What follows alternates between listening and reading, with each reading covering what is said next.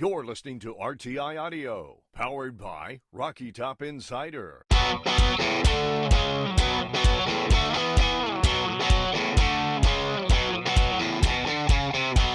This is Pancakes and Bacon with VFL, Kyler Kerbyson, and Reed Bacon.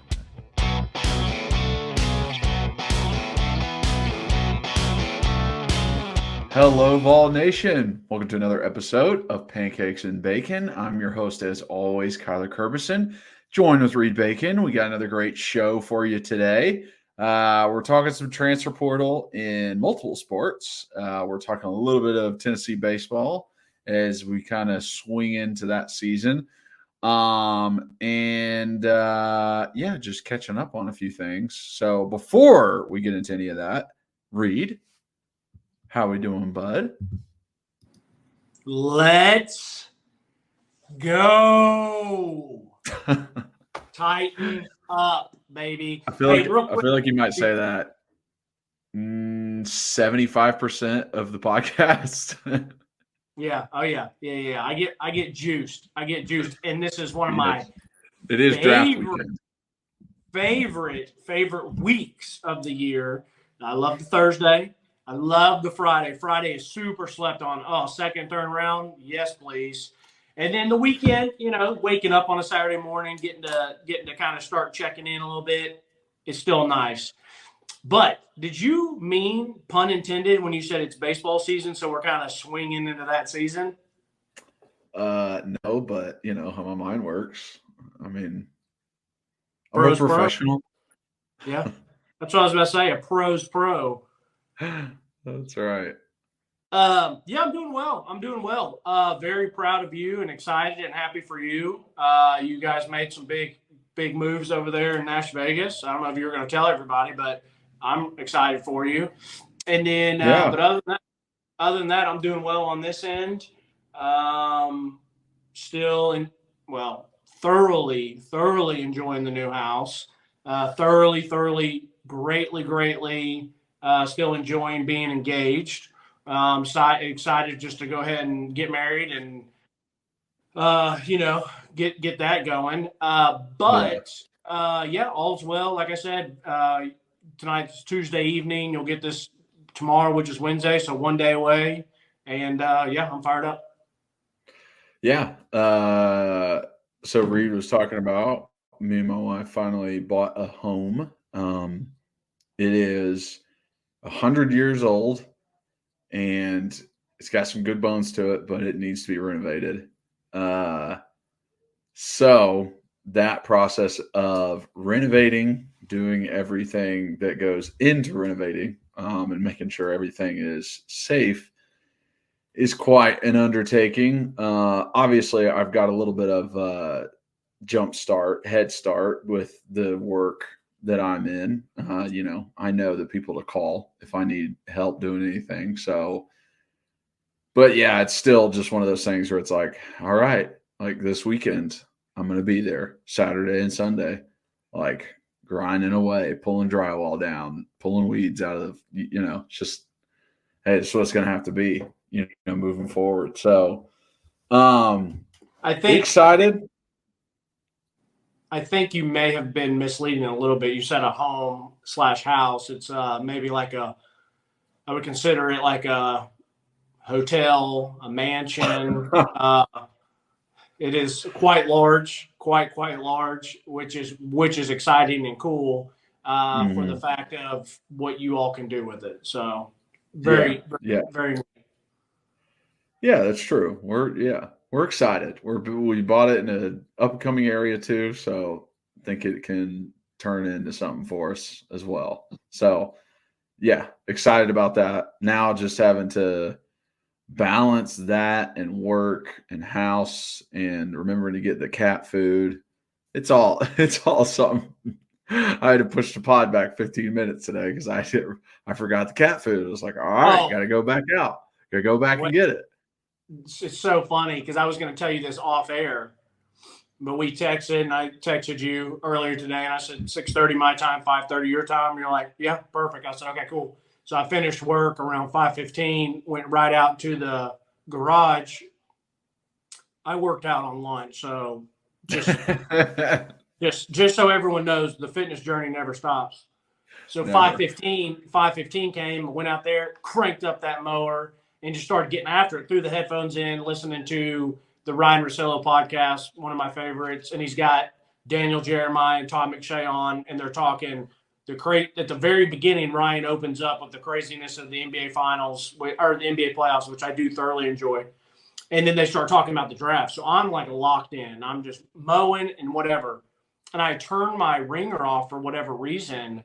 And I just so happened it's probably like 6:05, 6:10. I got a text message from you from 4 minutes ago, and it's 6:30. And I said, oh my gosh, I'm supposed to be in there right now. And you said, let's push it back 15 minutes. I said, bet. So I ran in, showered super quick, and here I am. But that's funny because I was so locked in. I just didn't think it would take me, an hour and 15 minutes to do it. But I mean, it's a decent. Were you doing the front and back? Yeah. Yeah, that's going to take an hour. Yeah. So it was, but it took a little bit longer than that because of some of the different spots. But anyways, just funny how it worked out that I was I got lucky for the cat food. Yeah. The Goldie, you should thank Goldie and Primrose. I am thoroughly excited to hear, and it's transfer portal season, which is free agency, which I love free agency in the NFL. Mm-hmm. But it came out a week or so ago. Elijah Herring hits. Go ahead and just, what was your initial reaction? Has that changed in the week's time? What's your thoughts? Okay, so I guess my initial reaction was, okay, cool. The one part that always gets me with this stuff with transfer portal is you don't know whose idea it was. Sometimes it is coach's idea. Sometimes it's player's idea. Sometimes it's a mutual thing. Sometimes it's a player coming to a coach being like, hey, coach, I know that you want me to play here, that you have a spot for me to play here, and I would like to play here, but I need money. So what I'm going to do is put my name in the portal. If I can get money here at Tennessee, then I'll do it. If I cannot get the money that I need, then I might go somewhere else.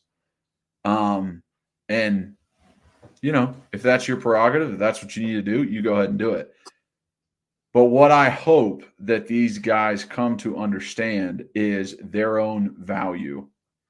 A lot of times, these people, the guys that are going to the transfer portal, are overvaluing themselves. They are not going off of the value everyone else sees them at. They're going off the value they see themselves at. You have all the confidence in the world in yourself. You're betting on yourself. But you're not competing against you. You're competing against every other starting linebacker in the entire country and the second string guy and the third string guy. So it's not just I'm competing against me. No. You opened up the floodgates to everybody else. So you kind of have to be humble a little bit in that scenario. Obviously, I don't wish ill will towards Elijah. I hope that, he finds what he's looking for. I do think it's kind of odd that as soon as his younger brother gets here, he wants to head into the transfer portal. I would say he's probably looking for money. I wouldn't think that his starting position or a position for him is just gone. I'm not going to say that there's not competition going on, because there probably is. But I also just looked up his stats from last year. And as a business, if you're looking at this as a business and you lose an employee, you have to think of it as, okay, what did I lose, right? What production did I lose out of this employee that I have to replace? I have to find somebody else to replace. So what these coaches need to replace from Elijah is 2.4 solo tackles a game, 3.8 assisted tackles a game, 1 pass breakup, and 1 quarterback hurry over a year. I think we can find somebody to fill those in. So he had only 1 pass breakup and 1 quarterback hurry all year? Yeah. How many sacks did he have? Like 1 or 2? Any tackles 0. for loss?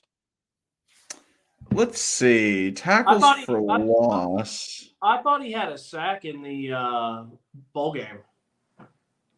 He might have had a half sack in the bowl game. Okay. So let me ask you this, Kyler. You said a lot of things there. And I just want to clarify some stuff. So you think that he maybe was looking for money, or you maybe think that he saw writing on the wall that he wasn't going to maybe play? Well, I didn't think the reason why I don't feel like it's necessarily writing on the wall, because I didn't see a ton out of the quote unquote starting guys in the spring game or at the practice that we went to that was like, oh, this guy doesn't have to worry about his position, right? Like the guys that weren't Elijah and Keenan, I wasn't like, oh, they have locked this position down. So, I mean, I don't think he played a lot during the spring. So it's like, hey, yeah, they were showing love to guys that were on the practice field. Like, I don't know. It's just a very like, you put in a certain amount of work during the season, and I guess you think that things should just be given to you. But what, like, you don't have confidence enough in yourself to be like, I know that I'm going to play because I'm going to ball out. Yeah, I agree with you that people are saying there's writing on the wall. But as a player, you're coming back. You've played as a freshman. Yeah. You started. You half sack. What? He's got a half sack, and he had 4 tackles for loss over 13 games. He played 13 games, had 4 tackles for loss. All right. So okay. Thank you for looking that up. So what I was saying is, as a player, I think if it's a writing on the wall thing, it's a coach has to tell you or suggest towards something, or they have to bring in 2 bona fide studs that you're like, okay, like I clearly see it. I don't think, and it has to be crystal clear to a player because, like you said, we all have inflated confidence in ourselves. And so he should have looked at me like, okay, I played as a true freshman. I started a bunch as a sophomore. I'm going to be an upperclassman now. And all I have to worry about beating out is T-Lander or Arian Carter or maybe another younger guy in Keenan. And then, like, there's a spot, like, I'm assuming he's like, okay, Keenan's going to have one, and I got to beat out one of these guys. Another thing is, too, and a guy that we haven't talked a lot about at all, you and I, is Caleb Perry, who I think he'll just be a rotational piece, but I think he's kind of like, he's just there. Like, he's just whatever. That is my opinion. Like, make some good plays, probably make some not some good plays, but obviously the coaches don't see enough in him to maybe start him. Will that change? Sure, I don't know. Could. But you're sitting there looking, and you're like, okay, we rotate linebackers. We're thin at linebackers. So, I'm expecting someone will go down at least 1 or 2 games. Do I play well? So I just don't think it's the necessary writing on the wall that people think. And I don't know if it's the money situation. And maybe these coaches and these teams have a way to be like, you bring Elijah in and whoever you have to meet with him and talk with him like, hey, man, like you were making 50 G's, 60 G's, 70 G's last year as a starter here. Unfortunately, we want you, but we're going to have to decrease that. Or, hey, we're not going to be able to increase it, or whatever the case may be. And that's their way of like kind of showing him the door in the nice way possible. We'll never know exactly what it is, but I've given some thought because at first I was like, A, don't care that he left, and B, he saw writing on the wall. Now I'm like, well, I don't know, really. Did he really think that those guys are going to be better? because it is like coaches are going to try and sell the fact to stay because of the depth issue. Like, they want him there. Like So- you just said, rotating and people getting hurt. Like, you need guys. So and that's why I think it's just so funny and weird. It's just like, because there's so many, like, I don't necessarily think the coaches did one of those things to like, hey, we're not going to increase your money. Maybe it was where he wanted to increase and they were like, we can't do that. Like, sorry, we want you here, but that ain't happening. But what I was going to say is, at first I was like, don't care. Like, you and I, if we are anything on this podcast, we just watch tape and we watch games and we try to just give an honest opinion of what we feel that we see. Meaning, what we see with our eyes, what does that make us feel? And so I revert back to the games that I watched of him. He had flashes of decent plays, and then he had a lot of times of just not bad, but disastrous. Like, you can't win games when your linebacker is doing that. And so that's at first I'm like, okay, see you, dude, like, whatever. And then I've thought as the week's gone on, like, you know what?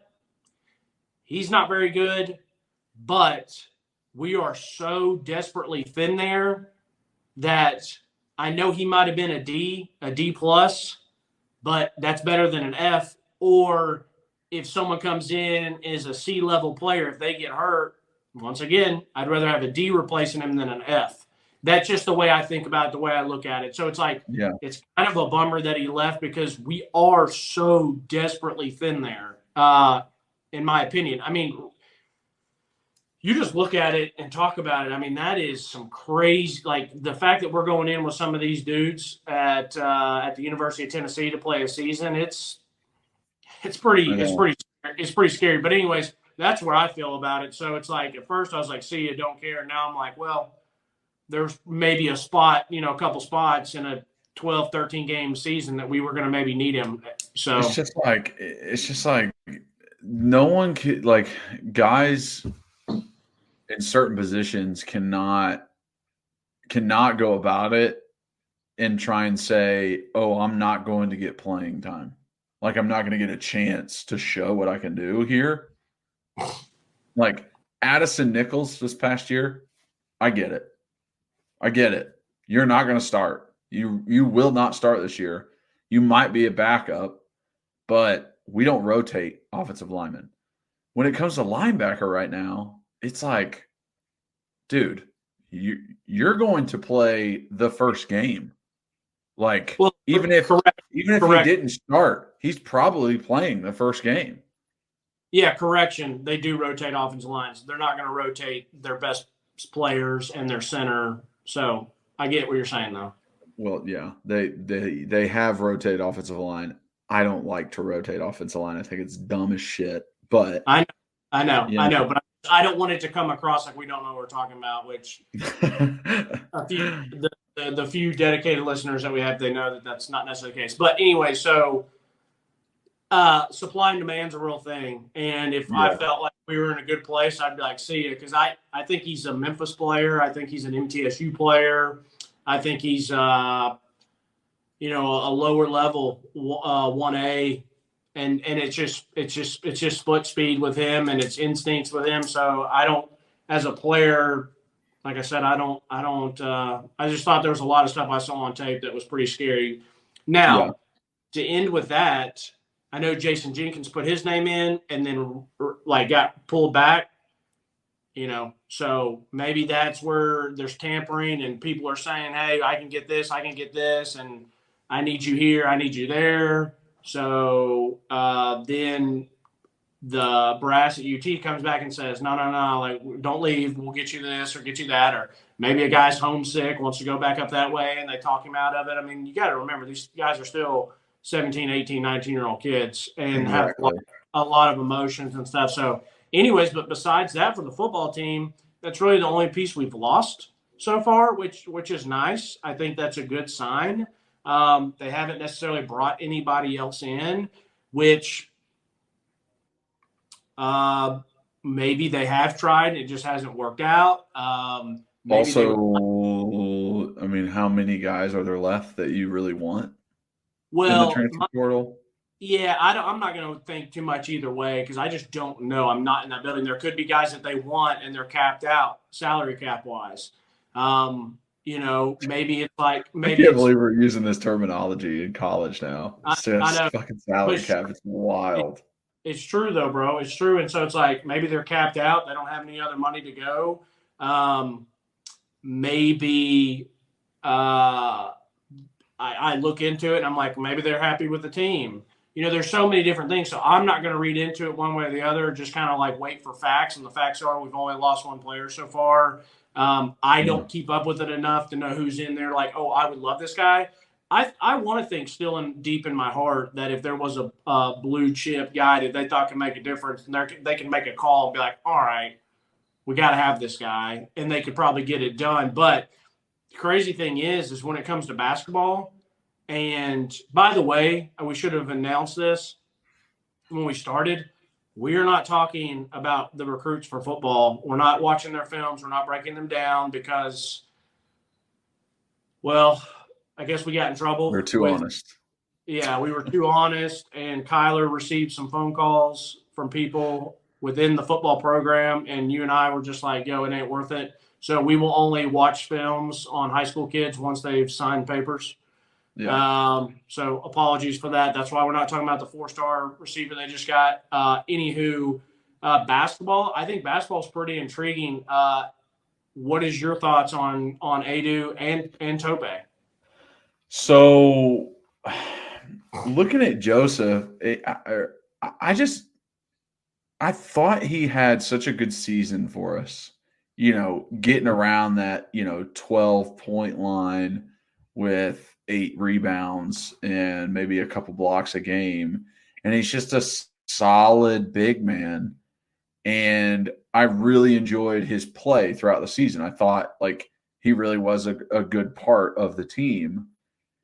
And I didn't really feel a vibe of like I'm not enough, like I'm not getting enough here at Tennessee, right? They're not letting me play enough. They're playing other guys before me. They're not giving me enough opportunity, whatever that is. I didn't feel that at all with Adu.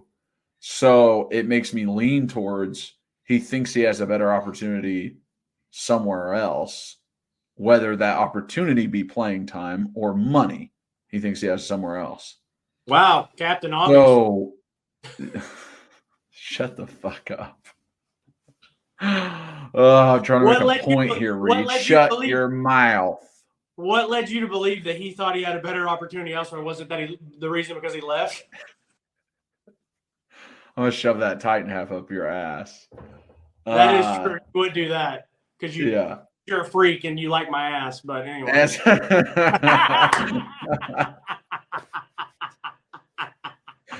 Oh, God. All right. I'm trying to make a freaking point here. With Adu, the ultimate goal for a lot of these, guys is to make it to the NBA, make it to the next level. You go to college, you play a sport for the opportunities that are after, right? I don't make film as a football player to get recruited to go to college because after my high school senior year, I'm like, I don't get to play football again. No, I'm setting myself up for success. I'm setting myself up for my future. That is the attempt when you're trying to play sports in college. I look at Adu and I go, hey man, you're a really good big man for us in college on a team with a guy who can get 50 or 40 points in a game. You were good for that. You're a 6'11", 240 big man that can't really move that well, can move okay, but is not handling the ball, is not getting outside of the box. He's staying down low. He's not hitting, 18-foot jumpers or three-pointers. And I'm like, dude, Giannis is 6'11", 240. Fucking Kevin Durant is 6'11", 240. Like, Yeah. Adu, I don't know I don't know what you think your next level career might be, but it's probably not going to be anything. So you need to think, what can happen now to set me up for success? In my opinion, Tennessee is a fantastic place for that. The community environment at Tennessee, people will always have your back if you're a former player, regardless. And I'm like, dude, you got a good thing going here. I know they're not just not paying you, they're paying you something, but where's your mind at? Are you really like, oh, I'm going to try and go somewhere that gives me a better opportunity to play in the NBA? Because, buddy, I don't even see a way you play in the NBA. And that's just because the way you're made, like, you can't even prevent that. Like, the NBA is a different animal nowadays. You got 7'4" dudes dribbling between their legs and hitting threes. Like, if you're not skillful with the ball in your hand and can move around and can shoot, you're probably not going to make it very far. Like, people are already saying Zach Edey is not going to do anything in the NBA. He's 7'4". So first off, I got to correct you on you've just thrown out some outlandish things. There's no way Kevin Durant weighs 240. Anyway, that's what he's listed at, 6'11", 240. Kevin Durant? Yeah. No way. No. That's what he's like on his little bio tag on Durant. On the like online list of players, yeah. Kevin Durant, they have him listed at 240. Yeah. All right, listen, I'm pretty sure he's like 7'1", but he doesn't want to list it that high. He wants to stay in the sixes because he wants to be a guard. I'll look it up after this. Yeah, but I think he's probably listed at like 215, 220. Anyways, I think you hit on something there that he's trying to go somewhere that can hopefully allow him to be a stroker, an outside guy, that he's sitting there thinking, okay, let me go somewhere that does let me maybe handle the ball a little bit. Let me take some outside shots. Maybe I can go somewhere that can really help me work on the pick and roll, because he's thinking, okay, I need to be 6'11". I need to be able to play defense. I need to be able to pick and pop. Maybe I can space and shoot some outside shots. I mean, but I don't think that's ever going to be part of his skill set. I don't either. I agree with you, but I'm just saying you got to put yourself in his situation. And at that, at 6'11", he's like, okay, I want to play professionally, so I need to change my game. And that's not going to happen at Tennessee. Then another thing that you mentioned that everyone knows, it's the obvious thing, is like, if he needs to, everyone's going to make as much money as they can right now. So if other people are saying, hey, we're going to offer you this, my ultimate feeling to this is like, if Tennessee doesn't feel like it's worth it, I trust them. Like I do. And I don't think, I thought he had some really, really good games. But Kyler, one thing that you and I know, and everyone knows that's listening to this, basketball doesn't matter necessarily about the regular season. You need to win some games so that you can get in the tournament, put yourself in a really, really good spot. And he really helped win some of those games to get us to that 2 seed. But when it mattered most, he didn't show up at all. The last game of the year, like just a bad taste in your mouth. I mean, he didn't show up, not even the last game of the year, the entire, the tournament. I mean, the 2 games, or I guess the 3 games that really mattered, dude was just kind of a no-show. And so it's – I mean, he had to be benched in the last one. What's that? He had to be benched versus Purdue. I know. And it's not because, hey, you don't have any effort. Hey, you don't know what you're doing out there. It's literally like, you're just getting beat up, bud. Sorry. You're just soft as baby shit. And it's like, so my thing is I don't think it's worth paying someone and matching an offer to win regular season games.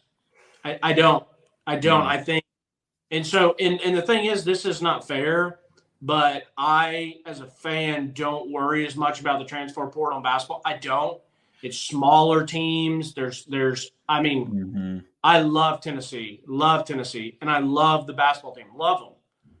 But I'm a bigger football fan, even if it's a 10 and a 9.999.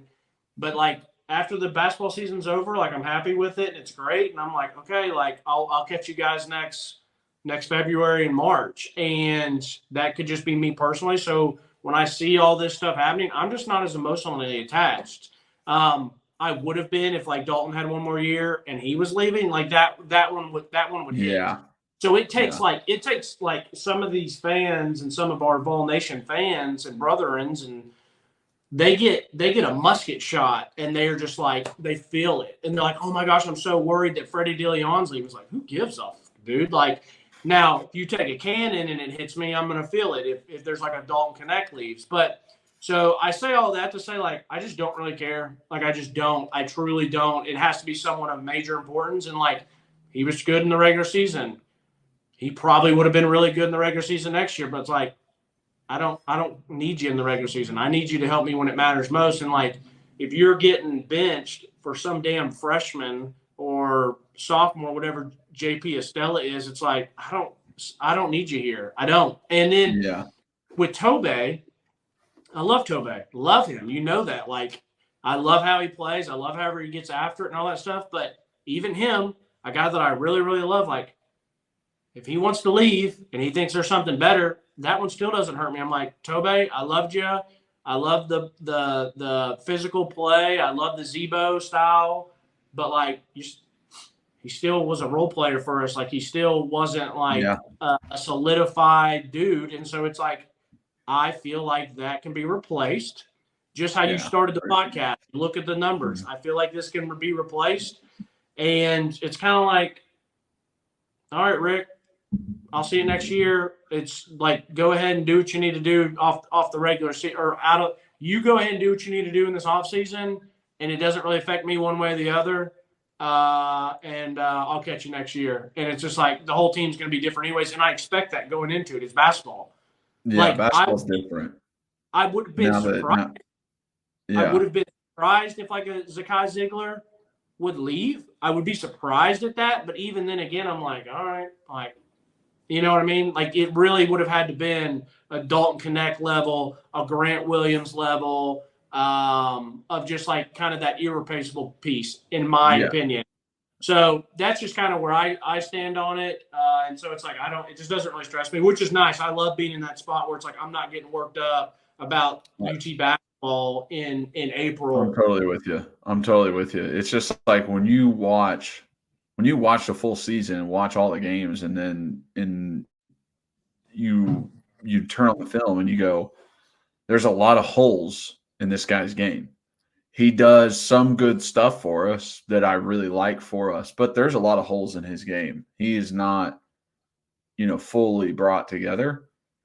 Then, he hits the transfer portal and you're just kind of like, there's a lot of holes in your game, right?